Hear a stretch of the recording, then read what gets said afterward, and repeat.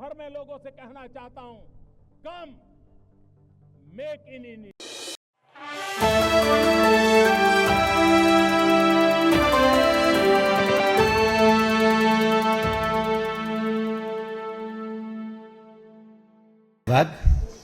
और आप सभी को भी धन्यवाद कि एक शॉर्ट नोटिस में आप आज इस बहुत ही महत्वपूर्ण प्रेस कॉन्फ्रेंस में आए हैं। आज हमने राहुल गांधी जी के प्रेस कॉन्फ्रेंस को देखा और ये कोई पहली बार नहीं है कि राहुल गांधी किसी संवैधानिक संस्थान के ऊपर हमला करते हुए नजर आए और महाराष्ट्र या कर्नाटक के चुनाव को कटघरे में खड़े करते हुए नजर आए। आज के राहुल गांधी के प्रेस कॉन्फ्रेंस के दो हिस्से हैं। एक तकनीकी हिस्सा है, टेक्निकल व्यू पॉइंट है, कितने वोटर, कितने लोगों ने वोट दिया, किस प्रकार वोटिंग हुई, वोट का तरीका किस प्रकार का है, उसको लेकर राहुल गांधी जी के मन में कुछ संदेह है। और दूसरा जो हिस्सा राहुल गांधी जी के आज के प्रेस वार्ता का है वो राजनीतिक है, क्योंकि भारतीय जनता पार्टी को उन्होंने घेरने की कोशिश की है। भारतीय जनता पार्टी के खिलाफ भी उन्होंने अनर्गल कहा है। मैं मानता हूं कि जो तकनीकी विषय है वो कंसर्न डिपार्टमेंट अर्थात चुनाव आयोग, मैंने अभी कुछ देर पहले मीडिया में भी देखा है, चुनाव आयोग ने भी कुछ जवाब दिया है। उस विषय में भी मैं अपने प्रेस कॉन्फ्रेंस में लाऊंगा क्योंकि वो अभी पब्लिक डोमेन में है। मगर तकनीकी विषयों को अलग रखते हुए एक वृहद विषय को लेते हुए, राजनीतिक विषय को लेते हुए मैं इस प्रेस कॉन्फ्रेंस को संबोधित करता हूं। पहली बात है कि राहुल गांधी और कांग्रेस पार्टी ने आज तक उन राज्यों में कोई भी प्रेस कॉन्फ्रेंस नहीं किया जिन राज्यों में उनको जीत मिली है। ये जो मीठा मीठा गपगप और कड़वा कड़वा थू थू, यह जो सिलेक्टिविटी है कि हम सिलेक्टिव आउटरीच दिखाएंगे, यह भी भारत की जनता देख रही है। आप हिमाचल में जीतते हैं तो उस समय तो नहीं कहते हैं कि इलेक्शन कमीशन ने अच्छा काम किया, उस समय तो आप नहीं कहते हैं कि इलेक्शन कमीशन ने कहीं ना कहीं फर्जीवाड़ा किया, उस समय आप फर्जीवाड़ा आपको नजर नहीं आता है या आप बधाई भी नहीं देते हैं, उस समय आप न्यूट्रल हो जाते हैं। आप तेलंगाना में जीतते हैं, आपका मुख्यमंत्री बनता है तेलंगाना में, भारतीय जनता पार्टी हार जाती है, उस समय का कोई भी प्रेस कॉन्फ्रेंस आप दिखा दीजिए कि राहुल गांधी ने कहा हो कि तेलंगाना में इलेक्शन कमीशन ने फर्जीवाड़ा किया है। उस समय किसी के ऊपर कोई प्रश्नवाचक चिन्ह नहीं उठाते। जब आपको 99 सीट मिलती है लोकसभा के चुनाव में तो आप पूरे देश में सेलिब्रेट करते हैं और कहते हैं देखो हमारी जीत हो गई। कैसे? यदि देश का लोकतंत्र हार गया, यदि देश का चुनाव आयोग ही कॉम्प्रोमाइज्ड है आपके कहने के मुताबिक, तो आप सेलिब्रेट किस बात का कर रहे हो कि हम जीत गए हैं, हमें अधिक सीटें मिली है। तो कहीं ना कहीं एक सिलेक्टिव आउटरीच कांग्रेस पार्टी और राहुल गांधी में देखने को मिलता है। दूसरी बात है, राहुल गांधी का फ्रस्ट्रेशन की यह चरम सीमा है और मैं बहुत सोच समझ कर बोल रहा हूं। आज जिस प्रकार के शब्दों का प्रयोग किया गया है, मैं तकनीकी विषय पर तो आऊंगा, मगर आज पहली आपत्ति मैं दर्ज करता हूं कि चुनाव में हार जीत ये लगी रहेगी। सबसे बड़े समय के लिए यदि विपक्ष में किसी पार्टी ने समय बिताया है तो मेरा मानना है जनसंघ भारतीय जनता पार्टी है। हमारी पार्टी ने सबसे बड़े कालखंड के लिए विपक्ष के रूप में जिम्मेदारी संभाली, मगर कभी भी कोई भी ऐसा वाकया नहीं हुआ। कई बार हमने भी प्रेस कॉन्फ्रेंस किया है, मगर कभी भी ऐसा नहीं हुआ कि इलेक्शन कमीशन के, चुनाव आयोग के अधिकारियों को धमकाने का काम हमारे किसी नेता ने किया हो। आज के शब्द क्या थे राहुल गांधी जी के? राहुल गांधी जी के शब्द थे, यदि मेरे प्रेस कॉन्फ्रेंस के ऊपर जवाब नहीं आया तो there will be serious consequences, बहुत घातक परिणाम होंगे। सीरियस कॉन्सिक्वेंसेस को अगर हम ट्रांसलेट करते हैं तो हिंदी में अनुवाद बनता है घातक परिणाम होंगे। क्या घातक परिणाम होंगे? उन्होंने यह भी जस्टिफाई किया कि एक दिन ऐसा आ सकता है कि जब हम ऑपोजिशन वाले अभी भी उनके मुंह में खुद ही कांग्रेस पार्टी के सर्वोच्च नेता के मुख से यह नहीं निकल रहा है कि एक दिन ऐसा भी आ सकता है कि कांग्रेस पार्टी सरकार बना सकती है। He lacks confidence to that extent. उस हद तक उनके मन के अंदर कॉन्फिडेंस और विश्वास नहीं है कि कांग्रेस पार्टी कभी भविष्य में सरकार बना सकती है। वो आज भी कह रहे हैं कि ऐसा समय आ सकता है कि भविष्य में ऑपोजिशन कभी सरकार बना सकती है। तब चुन चुन कर एक एक अधिकारी को, वो कितना भी बड़ा क्यों ना हो, उसको छोड़ा नहीं जाएगा। ये किसकी भाषा है? ये एलओपी की भाषा है या एक, मैं तो खराब शब्दों का प्रयोग, अमर्यादित शब्द का प्रयोग करना कदाचित नहीं चाहूंगा, क्या सड़क चलते किसी ऐसे व्यक्ति की जो रोड रेज में बोलता है? This language is the language of election rage. कि आपके गाड़ी का एक्सीडेंट हो गया है, आपके पार्टी का एक्सीडेंट हो गया है बिकॉज ऑफ नॉन परफॉर्मेंस, और आप इलेक्शन रेज में आ गए हैं। जिस प्रकार रोड रेज का हम केस देखते हैं, राहुल गांधी जी का यह इलेक्शन रेज है। ये कई महीनों से चल रहा है। जब आप कहते हैं कि चुन चुन के मैं छोड़ूंगा नहीं, मैं बर्बाद कर दूंगा ऑफिसर्स को, this is not the language. मैं सत्ताधारी पार्टी का प्रवक्ता हूं। मेरे बगल में आदरणीय केके जी बैठे हैं, ये सत्ताधारी पार्टी के प्रवक्ता हैं। मुस्कुराकर हमें इन प्रश्नों का उत्तर देना होगा। एक क्षण के लिए भी हमारे मुख पर एरोगेंस और अहंकार नहीं होना चाहिए। हम कौन हैं? हम नौकर हैं, हम जनता के सेवक हैं, चाकर हैं हम। ये जो हम आज बैठे हुए हैं इस चेयर पे और बात कर रहे हैं, जनता जनार्दन ने वोट दिया है उनकी नौकरी करने के लिए। बाबा साहेब अंबेडकर द्वारा बनाए गए संविधान के पन्नों में इलेक्शन कैसा होगा, कैसे कंडक्ट करेगी चुनाव आयोग उस इलेक्शन को, इस विषय में पूरी जानकारी है। और बाबा साहब ने यह भी लिखा है अपने संविधान में कि यदि कोई आयोग अपना काम ठीक से नहीं करती है तो कोर्ट भी है। आप कोर्ट की दरवाजे को भी खटखटा सकते हैं। मैं आज राहुल जी से पूछना चाहता हूं, राहुल जी, अभद्र शब्दों का तो प्रयोग आपने कर लिया, मगर विनम्रता के साथ क्या आप कोर्ट गए? Did you file a petition against this? 288 candidates ने शायद आपके लड़े होंगे, 288 आपके और ऑपोजिशन वालों के महाराष्ट्र में लड़े होंगे। आपको लगता है अगर अधिकांश जगह वोट की चोरी हुई, votes were destroyed, so what kind of leader you are? आप कैसे लीडर हैं जो आपने अपने ही पार्टी के सदस्यों को यह तक नहीं गाइड किया कि जो प्रिस्क्राइब टाइम पीरियड होता है उसके अंदर आप तुरंत कोर्ट जाइए, कोर्ट में जाकर आप वहां पर ये दस्तावेज जो हम आपको दिखा रहे हैं वो दस्तावेज दिखाइए, आप कोर्ट में केस करिए। मगर no, Rahul Gandhi did not go to the court. मुझे तो आश्चर्य हुआ, उनके जो प्रॉक्सी कोर्ट में गए थे, राहुल गांधी नहीं गए मगर प्रॉक्सी गए। जो प्रॉक्सी कोर्ट में, हाई कोर्ट में गए थे, what did the high court से?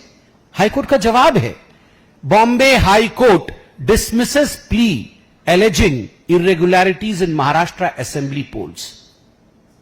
बॉम्बे हाई कोर्ट ने फटकार लगाई और साथ में बॉम्बे हाई कोर्ट कहती है gross abuse of the process of law. ये जो रिट पिटीशन जिसने भी दाखिल किया है उनके खिलाफ कहती है कि ये ग्रॉस अब्यूज ऑफ लॉ है। आगे चल के बॉम्बे हाई कोर्ट की जो खंडपीठ है जिसमें जस्टिस जेएस कुलकर्णी और जस्टिस आरिफ डॉक्टर हैं, उन्होंने बड़े स्पष्ट रूप से कहा है, the court found no evidence of fraud और illegal voting and emphasized that the petitioner had failed to demonstrate any personal legal injury or enforceable right. We do not find a scratch of legal grievance, much less legal injury. कोई legal injury नहीं हुई है, कोई legal grievance नहीं हुआ है, और court ने उसे डिसमिस कर दिया। चलिए, आप कोर्ट नहीं गए। मैं अभी आने से पहले थोड़ा बहुत रिसर्च कर रहा था कि राहुल गांधी जी इलेक्शन कमीशन से तो सवाल पूछे ही होंगे, ये आज जो हार्वर्ड स्टाइल में प्रेस कॉन्फ्रेंस कर रहे थे, प्रोफेसर की तरह घूम घूम कर, वो क्या है पीछे पीपीटी बना करके हार्ड वर्क कर लेते तो ये हार्वर्ड स्टाइल का प्रेस कॉन्फ्रेंस नहीं करना पड़ता। ये जो हार्वर्ड स्टाइल का प्रेस कॉन्फ्रेंस कर रहे थे, तो क्या उससे पहले वो इलेक्शन कमीशन गए? मालूम पड़ा कि जो केपीसीसी है, कर्नाटका प्रदेश कांग्रेस कमेटी है, वो गई थी अभी इलेक्शन कमीशन, 3 तारीख को गई थी इसी महीने के। इलेक्शन कमीशन ने उनको 6 तारीख को कहा कि आप 8 तारीख को आइए, हम आपको सुनेंगे। मगर 7 तारीख को ही राहुल गांधी जी वो आ नहीं गए सुनने। कल सुनना था, कल जाना था कमीशन के पास, मगर 7 तारीख को ही प्रेस कॉन्फ्रेंस कर दिया। केवल इतना ही नहीं, महाराष्ट्र के चुनाव के विषय में बात हो रही है। महाराष्ट्र के चुनाव को लेकर जब नवंबर 2024 में राहुल गांधी जी ने पहली बार आपत्ति दर्ज की, तो दिसंबर में ही इलेक्शन कमीशन ने चिट्ठी लिख के बुला लिया था कि राहुल जी आप आइए ना, you come and have a discussion with us. वो चिट्ठी भी मैं लेकर आया हूं। मैं ये चिट्ठी इसलिए लेके आया हूं क्योंकि ये चिट्ठी पब्लिक डोमेन में है और ये किसी और देश का इलेक्शन कमीशन नहीं है, ये हमारे देश का ही इलेक्शन कमीशन है। तो यदि पब्लिक डोमेन में वो चिट्ठी है, और उस चिट्ठी में क्या लिखता है election commission? In view of your article published in a newspaper on 7/6/2025, ये हाल की बात है। कई चिट्ठियां लिखी है इलेक्शन कमीशन में, मैं एक चिट्ठी का उदाहरण दे रहा हूं। 7/6/2025 को एक बड़े अंग्रेजी अखबार में राहुल गांधी का महाराष्ट्र के चुनाव को लेकर आर्टिकल छपा था। उस आर्टिकल में वही बातें की गई थी जो बातें आज उन्होंने प्रेस कॉन्फ्रेंस में की है। तो चुनाव आयोग ने कहा था कि माननीय राहुल जी, ऐसा है कि नवंबर 2024 में महाराष्ट्र का चुनाव हुआ, दिसंबर में भी आपने यही सब आरोप लगाए थे, तो हमने आपको दिसंबर में ही बुलाया था। चलिए कोई बात नहीं, आप नहीं आए। यहां पर इलेक्शन कमीशन ने कुछ डाटा दिया है, ये पब्लिक डोमेन में डाटा है। ये डाटा है कि कुल मिलाकर के 1,08,026 BLA है, बूथ लेवल एजेंट है महाराष्ट्र के अंदर सभी पार्टी के। BLA का काम क्या होता है? BLA का काम होता है कि इस घर में बहुत सारे वोटर हैं। अरे कैसे हो सकता है इस घर में इतने सारे वोटर? चलो कंप्लेंट करो BLO को, मतलब ऑफिसर को, जो बूथ लेवल ऑफिसर होता है। ये BLA पॉलिटिकल पार्टी अपॉइंट करती है और BLO इलेक्शन कमीशन का ऑफिसर होता है। अरे इसका नाम सही नहीं है, इसके पिताजी का नाम तो गलत है, चलो कंप्लेंट करो, ठीक करवाते हैं। अरे ये तो 18 साल की नहीं है, ये तो 60 साल की है, इलेक्शन कमीशन को हम कंप्लेंट करते हैं। ये BLA का काम होता है। कितने BLA हैं महाराष्ट्र में कांग्रेस पार्टी के? 28,420, 420 नहीं, 28,420, 28,420 BLA। 28,420 BLA होने के बाद भी ये सारे BLA क्या कर रहे थे? ये सारे BLA क्या कर रहे थे? ये सोए हुए थे। ये किसके घर में किसका कितना वोटर निकला, किसकी कितनी लिस्ट है, किसका नाम क्या है, ये इन्होंने क्यों नहीं देखा? फिर इलेक्शन कमीशन लिखती है कि चलिए आप ऐसा करिए, आप बहुत बिजी व्यक्ति हैं, तो आप अपनी सहूलियत बताइए कि आप सब डॉक्यूमेंट लेके हमारे पास आइए, अपनी सहूलियत बताइए, और ये हमारा एड्रेस है, ये हमारा ईमेल आईडी है, अपना समय और स्थान दे दीजिए, वहां बैठ के चर्चा हो जाएगी, क्या आपके प्रॉब्लम है उनका हम समाधान और उत्तर दे देंगे। मगर राहुल जी ने, मुझे नहीं पता ईमेल किया कि नहीं, मगर अभी तक इलेक्शन कमीशन से समय लेकर मिलने का काम नहीं किया। आज एक प्रेस कॉन्फ्रेंस किया, नंबर 1। नंबर 2, आज मैं देख रहा था इलेक्शन कमीशन का कुछ चिट्ठी भी आया है, वह भी आपने देखा है, यह आज की ही चिट्ठी है इलेक्शन का। मुझे कैसे मालूम पड़ा कि केपीसीसी ने चिट्ठी लिखी थी मिलने के लिए और 8 तारीख का टाइम मिला था इलेक्शन कमीशन का? ये इस चिट्ठी से मालूम पड़ा, जो हर वेबसाइट में आज मौजूद है इलेक्शन कमीशन के, और आज आप लोग भी दिखा रहे हैं। इस चिट्ठी के 2 भाग हैं। दूसरे भाग में इलेक्शन कमीशन ने राहुल गांधी जी को कहा कि अच्छा, आपके पास बहुत सारी डेटा है जो आपने आज प्रस्तुत किया है कि इतने लोगों का नाम कट गया, इतने लोगों का नाम जुड़ गया, इत्यादि इत्यादि, तो हम तैयार है जांच करने के लिए। मगर जांच का एक प्रोसीजर होता है कि ये जो सारी कागजें आप देख रहे थे, मोटी मोटी कागजें बंडल बंडल लेके घूम रहे, ये सारी जो कागजें हैं, आप ओथ में कि मैं राहुल गांधी, फलाना ढिकड़ा मेरा एड्रेस, मैं ओथ पे कहता हूं कि ये सब कागज मेरे पास है, मैं इन्हें सत्यापित करता हूं, आप इसकी जांच करिए।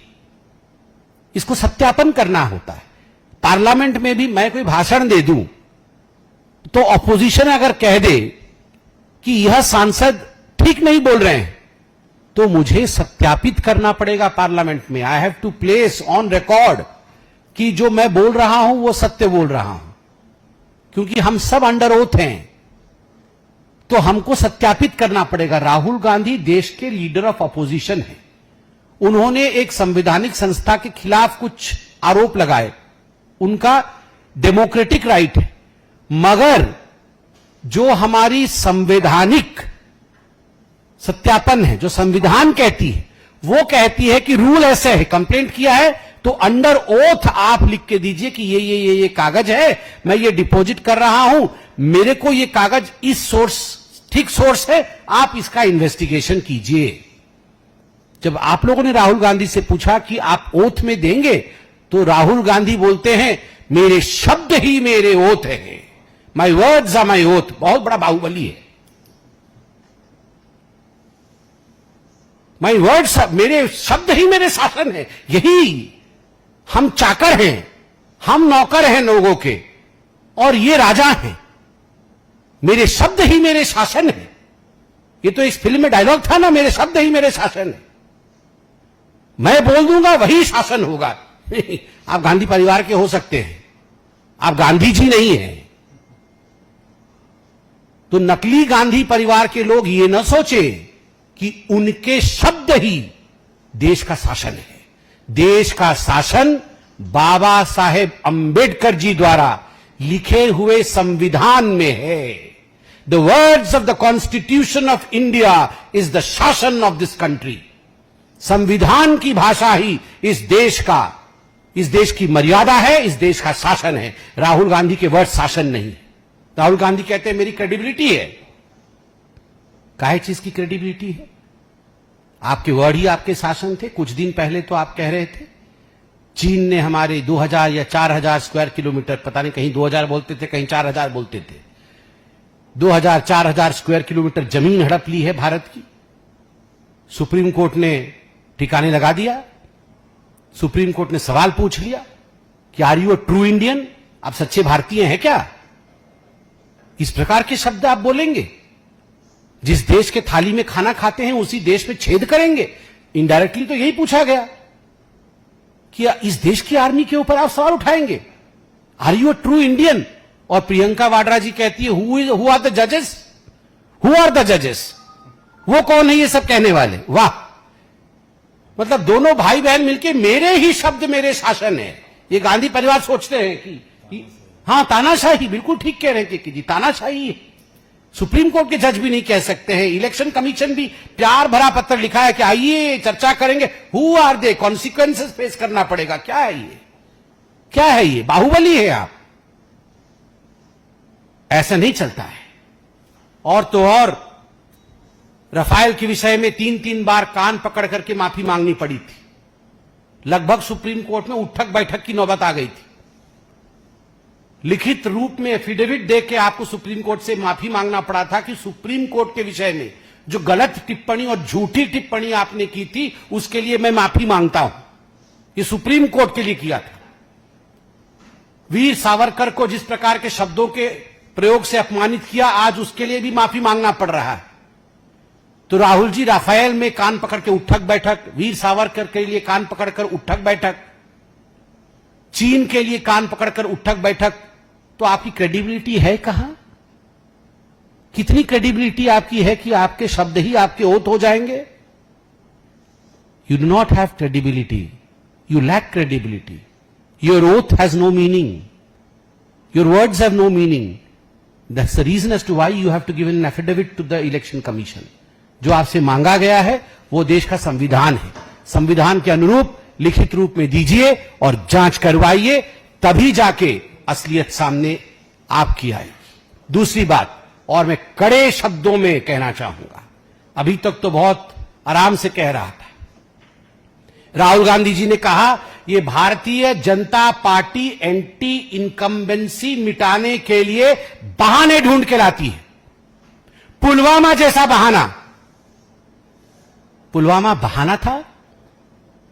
मैं देश से पूछता हूं, आज जो राहुल गांधी जी ने कहा कि पुलवामा एक बहाना था एंटी इनकम्बेंसी को मिटाने के लिए, ऑपरेशन सिंदूर एक बहाना था एंटी इनकम्बेंसी को मिटाने के लिए, क्या अर्थ है? उसका अर्थ है भारत ने ही अटैक कराया अपने देश पे और सारी जिम्मेदारी पाकिस्तान पे मढ़ दिया, और पाकिस्तान पे अटैक करके, मतलब जो वो कहते हैं, हम तो अटैक करते नहीं, हम तो बुद्ध की देश है, हम तो अपने सिटीजन्स की रक्षा करते हैं, और पाकिस्तान के साथ इस प्रकार का प्रपंच रच के एंटी इनकम्बेंसी को मिटा दिया और वोट गेन करने की कोशिश की। यही कहना चाहते हैं आप, राहुल गांधी?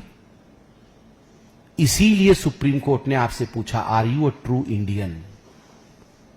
पुलवामा को आप अगर बहाना बोलेंगे, ऑपरेशन सिंदूर को यदि आप बहाना बोलेंगे, आपने एयर स्ट्राइक और सर्जिकल स्ट्राइक पे सबूत मांगा था, देश के संवैधानिक संस्थाओं को कहेंगे कि सीरियस कॉन्सिक्वेंसेस होंगी, बहुत क्षति आपकी होने वाली है, हम आपको छोड़ने वाले नहीं हैं, तो देश की जनता वैसे भी आपको एक्सेप्ट नहीं करती है, ऐसे भी आपको एक्सेप्ट नहीं करेगी।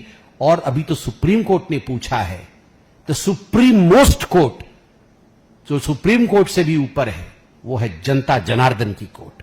वह आपको गद्दार बोलना शुरू कर देगी, वह कहेगी कि आप गद्दार हैं, you are not an Indian, आप ट्रेटर हैं, इसलिए बचिए, अपनी रक्षा पहले करिए, ऐसे शब्दों से अपने आप को बचाइए। बहुत बहुत धन्यवाद। कोई प्रश्न हो तो अवश्य पूछिए।